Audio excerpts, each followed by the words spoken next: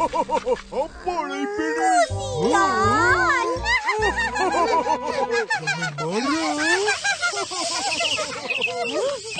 Aduh. Alamak, kenapa kau halang? Aku tak halang lah. Bunyi apa? Tupin, tengok ni. Anak burung. Itu sarang burung. Mesti anak burung ni jatuh dari situ. Betul. Kesian anak burung. Nanti tercari-cari mak dia. Jadi Upin, kau kena letak balik anak burung ni kat sarang dia. Apa salah pula aku? Yelah, kaki aku kan sakit kena langgar tadi. Aduh. Hati-hati.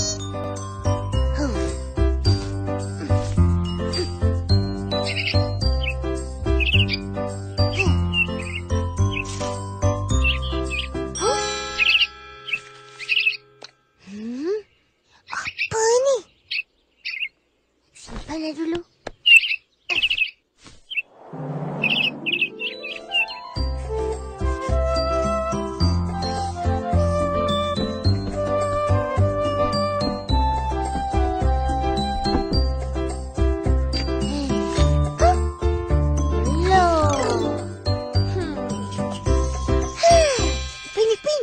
Pinjam satu.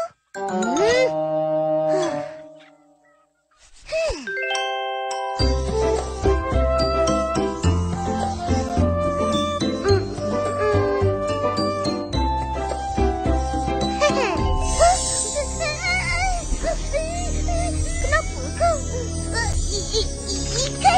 Ikan tu keluar dari lukisan.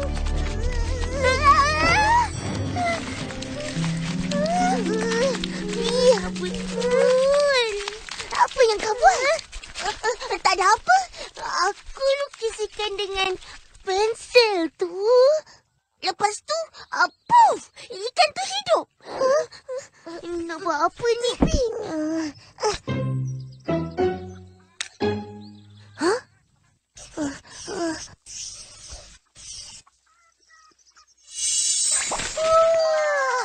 Pensel ajaib.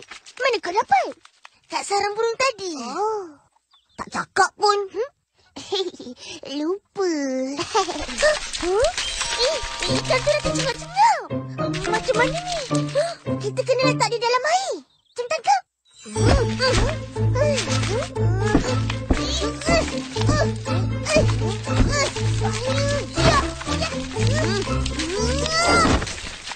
Cepat.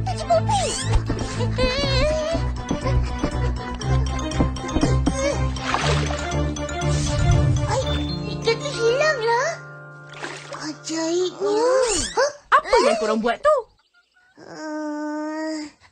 Air kolam ni hitam ke? Kotor. Ingat nak bersihkan. Bagus. Bersihkan cepat. Buang airnya dulu.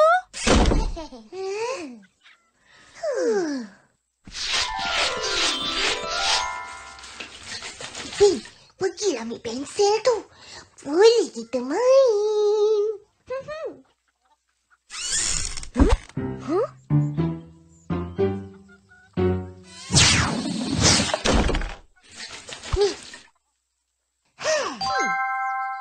Ni.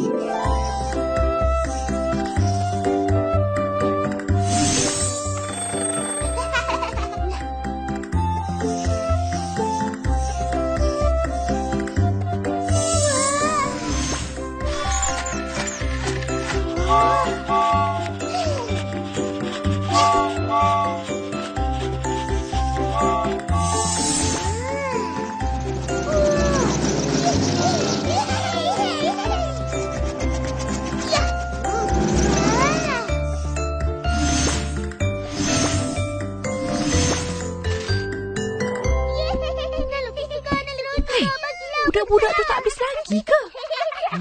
Ipin, jaga-jaga. Bola tu datang. Hai, mainlah tu. Memang nak kena.